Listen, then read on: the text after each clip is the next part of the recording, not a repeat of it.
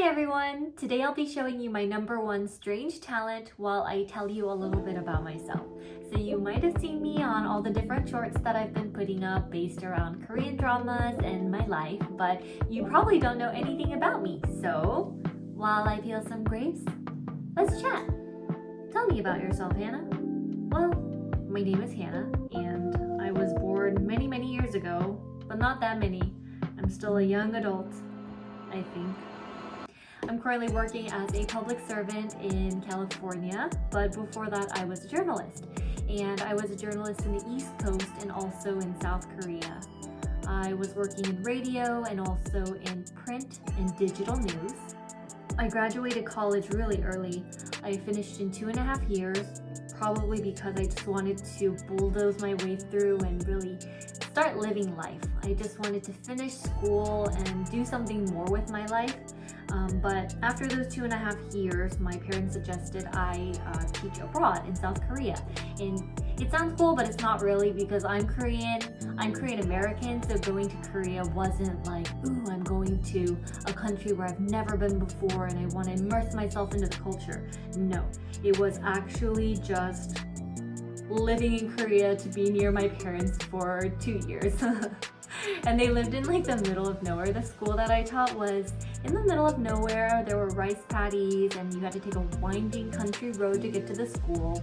And it was one of those schools where it was international, but it was also for, I don't want to say troubled youth, but people who just couldn't fit in at regular schools in Korea, because the Korean culture is very rigid. The education system is very strict and you have to be able to fit into certain mold to survive there. One of that which being, you have to study your butt off. So people who wanted to get into the arts or exercise their creative rights, they didn't really stand a chance unless they went to one of the art schools, but those are also really tough to get into.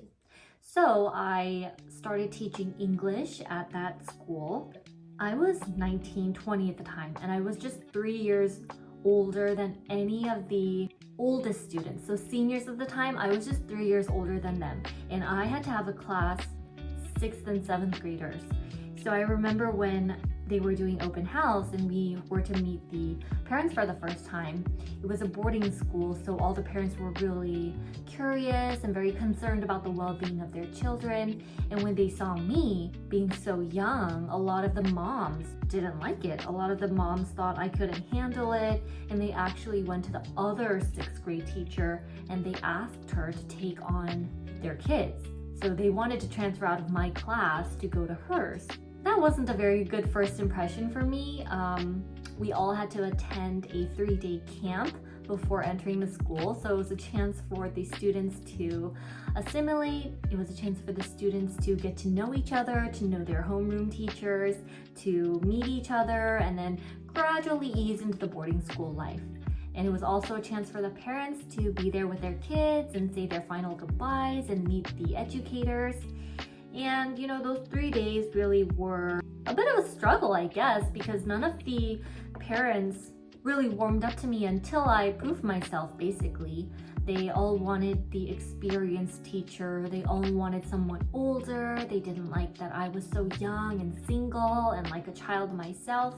But hey, this is what they got, and I think they were pretty lucky because I poured my heart and soul out to teaching those kids. I really tried to make every lesson so engaging, and I tried to make it fun because a lot of the kids didn't have any study skills in place. They didn't want to study. A lot of them were athletes, so all they wanted to do was play soccer, just play outside, run around. But I don't know, I incorporated a lot of the stuff that I had growing up, which was using your imagination. I don't know, I think I was really lucky when I was growing up because I had a lot of teachers who made learning fun, and I kind of used some of those projects, brought that in. And the great thing was the school was just getting established, so I was a big part of building that curriculum and I guess shaping the course of education my students would take, which is a lot for a 19-year-old. I hope they still enjoy learning, and I hope they love to exercise their creativity. I think a lot of them are now in college or they're adults now too. So much time has passed. And yeah, I think it was it's like those Korean movies that are really just heartwarming. I felt like I was a main character in a heartwarming movie. And so after that, after I graduated, I majored in communication, so I always knew I wanted to go back into that field. I got a job working for a broadcast company. I was a reporter. I was willing to wake up at 4 a.m. to take an hour-long bus ride to the radio station, to put in 30 minutes of on-air time, and then take another bus an hour and a half back to another station, and then spend maybe a few hours there. So the only way to really earn enough money to survive in Korea, if you're in journalism and a foreigner, I guess, because as a Korean American I was considered a foreigner, you have to work multiple jobs. The starting salary and the salary in Korea, for Koreans even, is not high, and the housing in Seoul is so expensive. So I was working 3 jobs, and I feel like I skipped the whole part where I left the school after 2 years because I felt like I had to find myself again and really pursue my dreams. But that was a tearjerker. It was really sad, and I had to say goodbye to all my kids, but we really had a good time. I made a little hip-hop dance choir, and we had so many fun times, and who knew students could be so... Well, you know, Korea is so good at singing and dancing just as a country. Like, everyone you meet on the street is a singer, basically. It's because of all the Korean karaoke rooms, the Koin 노래방s, the Koin karaokes. Oh no, I'm nearing the end of my grapes.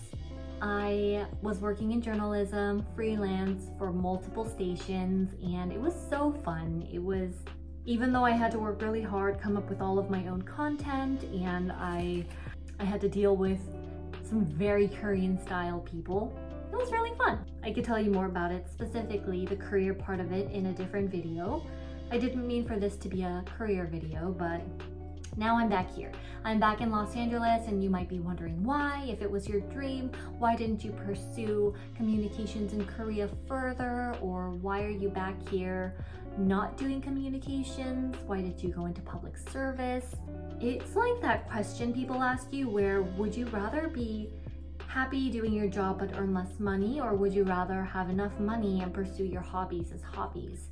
I felt like I had come to a point in time where I had done all the journalism. I realized I was not a news junkie because I didn't wake up at will at 5 a.m. in the morning to pore over the headlines of every single newspaper out there. I liked entertainment, I liked fun, I liked broadcasts that brought joy to people. I thought, okay, even if I give this up as a career, I can pursue this as a hobby when I'm doing a different job. And I had to puzzle over what I wanted to be, and the deciding point was when I applied to NYU's digital media program and Cornell's public administration program. Basically, I got into Cornell's public administration program at the very, very last minute, and I was whisked away to Ithaca, New York, where I had never been before, and I did my graduate studies there, and that allowed me to get this public administration job in Los Angeles. And I settled here because I have some family here. I had grown up here when I was in high school. I was just tired of moving around. I had moved around once every 2 years, I guess, because I got tired of places so quickly. I got tired of the places I was living. I got kind of tired of the people. I wanted to see new places. And I think it's because my parents always moved around when I was young. So that kind of opened up the doors for me to be more adventurous and self-sufficient, traveling and living and working by myself. So now I'm here as a public servant. It's not what I expected. Actually, it is kind of what I expected because I'm just sitting in front of the computer a long time. It was really fun in journalism because I could move around, go do broadcasts, go watch other different programs, and I was just always pumped up. But this is a job where, you know, you're kind of sitting at your desk. It's not super intense, but it is very stable. I think the salary is pretty decent. Actually, the salary is more than decent. Even though the cost of living in Los Angeles has become so high, that is how I'm here. That is how I am living in Los Angeles as a public servant. And I recently started YouTube and TikTok and Instagram, making all these fun videos because I thought, hey, you said you wanted to do media as a side, as a hobby, and you're just pushing it off. And I was pushing it off because I felt I was giving myself an excuse. You know, when people work a 9 to 5 and at the end of the day they just want to veg out and not do anything? Well, that's kind of the excuse I was giving myself. I wasn't super tired or burned out. I just wanted to relax at the end of the day. I just wanted to read a book. I wanted to watch my TV shows. But I realized, you know, now or never. When am I going to do it? And it's kind of late to jump on this trend because everyone is so good at it already, and I feel like I'm starting really late in the game. But I think what I want to make is content that makes people laugh, content that people can find relatable.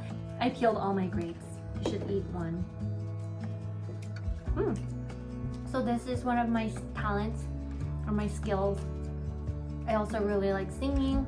I love eating. I'm very bad at dancing, but I do love it. Even though my content may be all over the place right now, I'm going to find my niche.